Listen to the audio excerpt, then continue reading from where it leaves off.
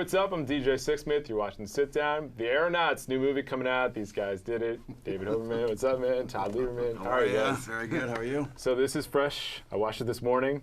It's intense also. And we were talking off camera. If you're afraid of heights, probably not the movie for you. If you're afraid of heights, go see it. Yeah. You might throw up. You might, yeah. What was it like putting this thing together? Let's hear a little bit of the backstory. Go ahead. It was, kind of one of those stories of how producers find material. You just go out there looking for things you love, and we had seen Tom Harper, the director, had done War and Peace, this BBC miniseries, and it was just spectacular and gorgeous and tonally amazing. And he took this really difficult book and translated it so well. Sat down with him, and he was kind of conceiving this idea of this true flight that happened in 1862. Up, down, 90 minutes, 37,000 feet in the air. And he was constructing it with a writer that we had worked with, a guy named Jack Thorne, on a movie that we did called Wonder. And so we kind of integrated from the beginning and fell in love with the challenge of how in the world are we going to film this thing and put it together. Yeah, what were the biggest challenges? Because I'm watching this, I'm like, how do you guys pull this off? There's a lot of different things. We still don't know. It's magic. I mean, that's the thing. It's shooting in the balloon. It's shooting on stage. It's finding. We sent crews out to film cloud formations all over the world so that we could use that as the background, and trying to put it all together seamlessly I think that's the magic trick of the movie. But I have to say, I'm just realizing we're wearing the exact same outfit. We always do. Nice. Well, how are you just realizing? I just saw it. I know what you did. You saw what I was wearing. You ran up. That's why you were 15 minutes late. I went back up I'm going to put what Todd's wearing on. But just to talk about the challenges, and when we first read the script and kind of were getting into the mix in it, and the excitement of the challenge of how do you mount something like this, the North Star was always kind of an authentic experience, is how do we make this movie feel like you're inside the basket with those two actors. And that began with, how much can we film for real? So with that premise, we started with the idea of, what if we built a balloon? What if we built a real flight-worthy 1862 style gas balloon, which had never been done actually for film ever. Wow. And that was a really difficult task of locating the people. Turns out there's 2 in the world who know how to do it, because gas ballooning isn't a thing anymore. When people think of ballooning, they think of hot air ballooning, but this is really a big giant birthday balloon filled with helium. And we found a gentleman named Per Lindstrom, who was one of the experts in this field, who with Richard Branson attempted to break a lot of those ballooning records. So he built this along with our incredible crew and production designers, 80-foot tall, 50-foot wide, 350-pound mammoth.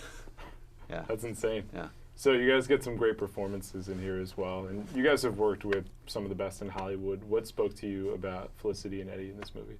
Take it. Well, they were our first choice.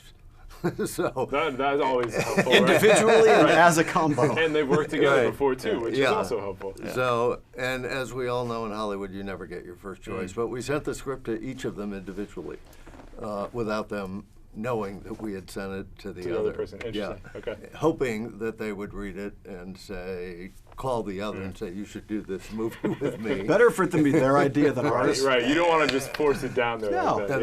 And that's what happened. And they both loved the challenge of it, particularly Felicity, who loved the idea of it being so physical, and the idea of them really working so closely one-on-one with each other.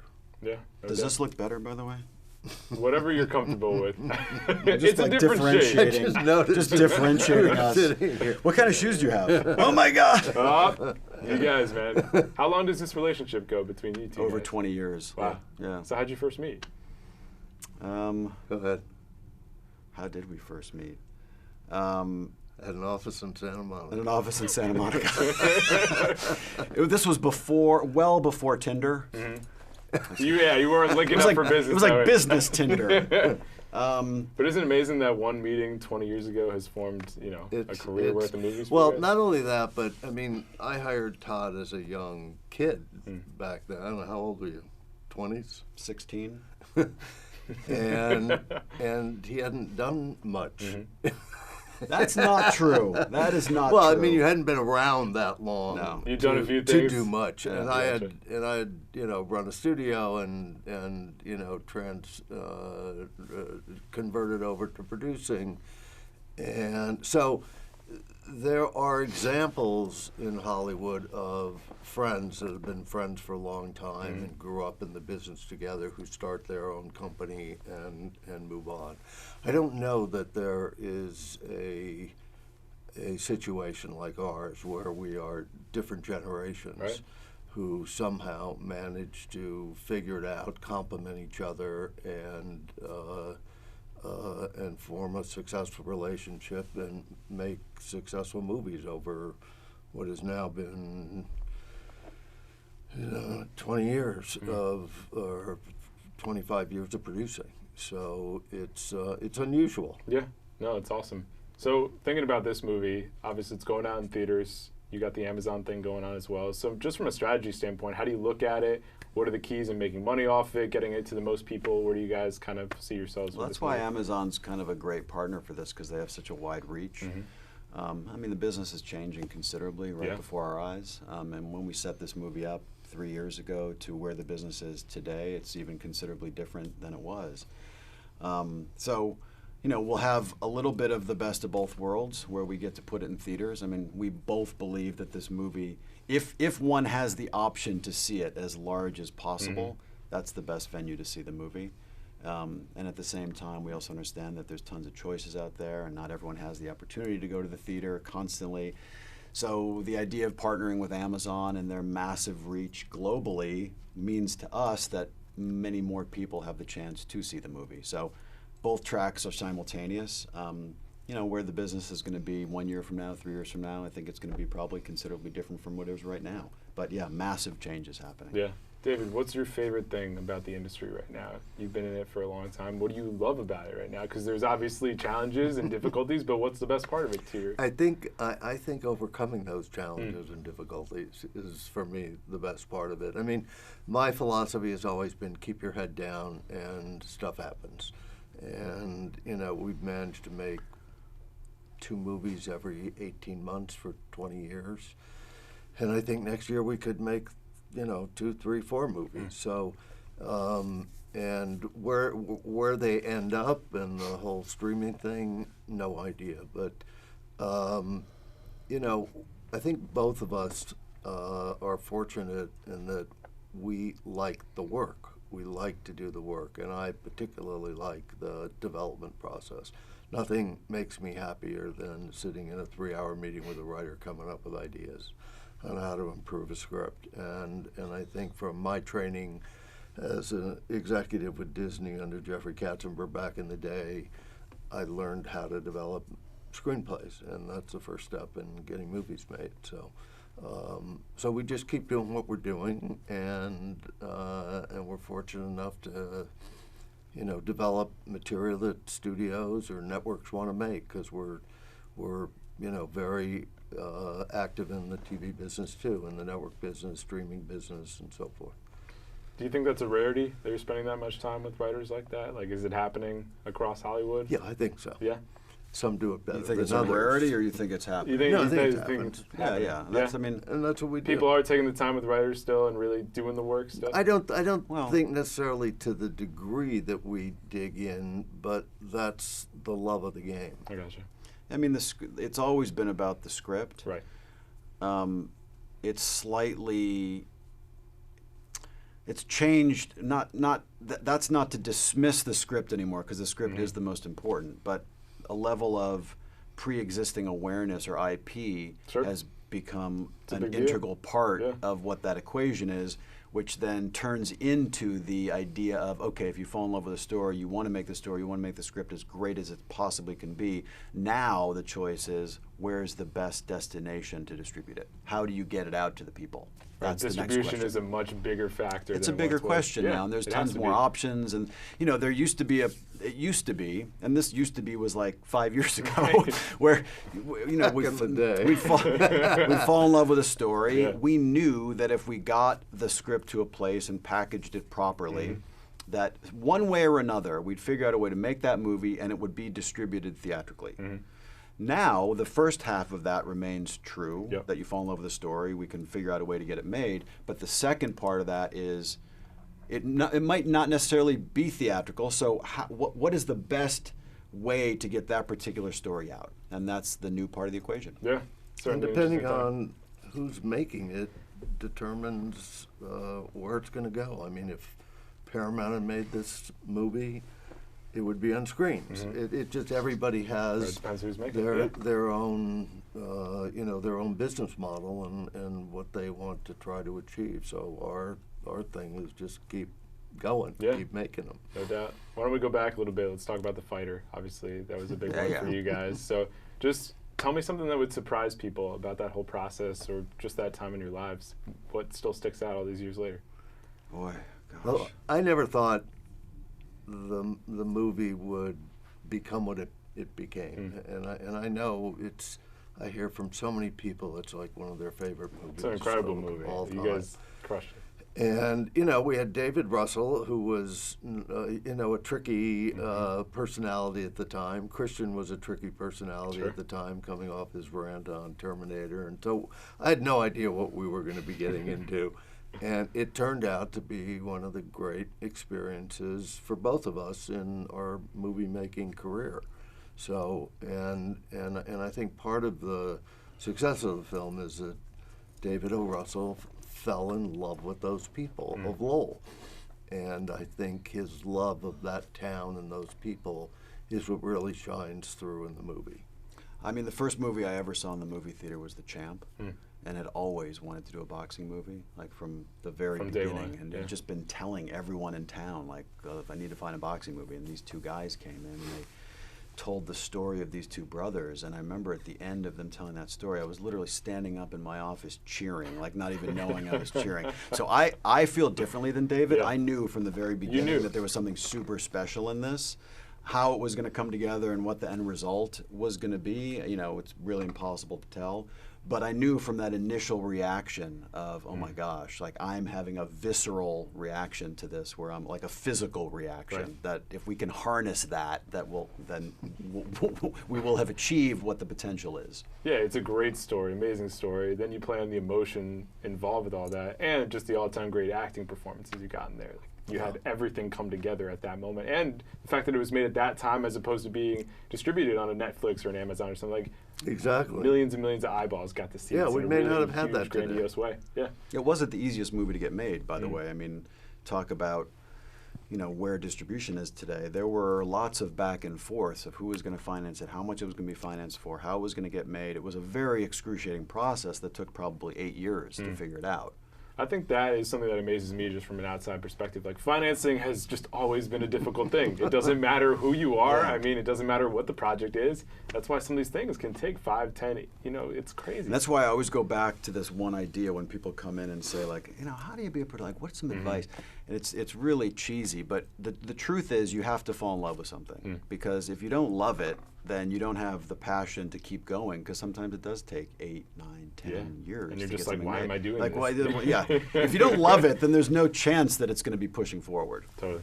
What have been some of your other favorites that you guys have done over the years? I mean, a lot in the 20 years, but what still sticks out to you guys? I'm looking to replicate the amount of fun that I personally had on the set of The Proposal. I'm That looking one to have gets fun. a ton of cable play still. And it's just a really fun movie around the holidays. It's just fun. And Like, it's Sandra Bullock and Ryan Reynolds just doing their thing. we're developing a bunch of comedies right now, and I keep saying for the past few years we've been making these movies that are like feel something movies, like Wonder Right. and Stronger and Beauty and the Beast and the Aeronauts, and I'm just ready to have fun now. I'm ready to go on a set and just belly ache laugh. I hear you. Well, especially like Bringing Down the House was another one that was Yeah. just super fun. That was fun. I mean, That was the Steve first one we Martin, did Queen together. Latifah. That was really fun, and we were on the Disney lot. Our Yeah. offices were on the Disney lot. It was great. We had no go ahead. No, I was just going to say, for me, one of the favorite, and not necessarily one of the most successful, but one of the great experiences I had where I really learned how to be a producer because I was coming from being an executive, was The Negotiator. And it was the most expensive movie a black director had made at the time. He was young, and I had to figure it all out. And I loved the result of that movie, and I loved the making of the movie. That's awesome. Todd, what were you going to say? I was just going to go back to a Bringing Down the House story because I remember, I mean, Steve Martin is, you know, David had worked with him before in the Father of the Bride movies when he was at Disney, but he's one of my comedic and acting hero, just a hero. I mean, I would put Planes, Trains, and Automobiles up there with my all-time favorites. Like, it's a classic to me. So we had the script, and we had Steve, we had Latifah, and David and I and Steve and Latifah went to his house for dinner, where he had a dinner cooked for us, where he was just kind of reading lines. And this is a script that we've been working on for years, and I was just watching Steve Martin read these lines that we had been scrutinizing over, and I was like, I can't believe it. This is crazy. Do you guys have other stories like that of people you've worked with where it's like endless? I mean, what are the ones that you tell your friends? I'll tell you one of my favorite is. We had to prove. I was a producer. I'd just become a producer and was put on George of the Jungle, and heard that Brendan Fraser really wanted to play George. And I had a screening room at my house, and we had to convince the head of the studio at the time that Brendan was the guy. So we go to my house, and Brendan, we're in my sort of living room area of the screening room. Brendan is right at the screen, and George of the Jungle, the animated episodes, are playing in the background, and he's mimicking George. Wow. And it was like, this is Hollywood. You're like, this is my guy. And he got the job. Wow. You know? I think of, I mean, there's so many of these stories, but I think of the Muppets when there was a big scene at the end of the movie where all of the Muppets gather together for a climactic speech that Kermit was about to give. And I think you did it. I did it. We puppeted. We each had Muppets that we were Muppets out there. Oh wow! Because James Bobin, the director, said, "Why don't you go out and do it?" And I remember it was really complicated because there's this monitor down there, and everywhere you move, what you're looking at goes the opposite way. So when we watched the first cut of the film and that scene comes up, there's one Muppet that's like this, like looking the wrong direction, and James is like, "What is that? Get rid of that!" And of course it was mine, you. and we erased my Muppet out of the whole thing. He was gone. You're like, thanks, my one shot. Erased. I am not a puppeteer. You learned that real quick. Yeah. Well, I'll tell you another one, because these are just so you couldn't make them up. We made a movie called Moonlight Mile, and we were at the Toronto Film Festival, and we were in the big theater and watching it, and I'm watching Dustin Hoffman on screen. Dustin sitting in back of me, whispering in my ear a couple things about the movie and so forth. So I've got Dustin whispering while I'm watching him on screen. It was just like, what is going on here? That's wild. That's really Lots of stories. There are tons of those. That's really awesome. What have you guys seen recently, movie-wise, that you've liked? I love Jojo Rabbit. I love Knives Out. I heard Knives Out was really good. Really fun. Super fun. Ford vs. Ferrari. Ford vs. Ferrari's great. Really, I like Bill Condon's movie, who did Beauty and the Beast Liar. for us. The Good Liar. Have you seen The Irishman? Yes. Seen. The Irishman? Yeah. I love the performances in that. Performances? Yeah. Did you have an issue with how long it was? I didn't. No? To be totally honest, I watched it in 3 increments. I did too. That's why I don't know how, to me, I almost watched it like episodic TV. Right, exactly. I don't know. Were cool. And here is where the interesting. You streamed it. Here's where the interesting part of distribution comes in, right? Because I mean, I watched Chernobyl, which I loved, which was great too, and I watched that in 2-episode increments. and I almost treated The Irishman in the same way. So I'm not sure what my experience would have been had I seen it in a theater. I'm not sure. It would have been a different experience. Yeah. Yeah, definitely. Yeah. So when people check out the movie on Friday, what are some big things you want them to take away once they watch it? I mean, we made the movie for lots of reasons. Obviously, the beauty, the wonder, the awe, the spectacle, all that hopefully will be intrinsic in the viewing. But there are also messages within it.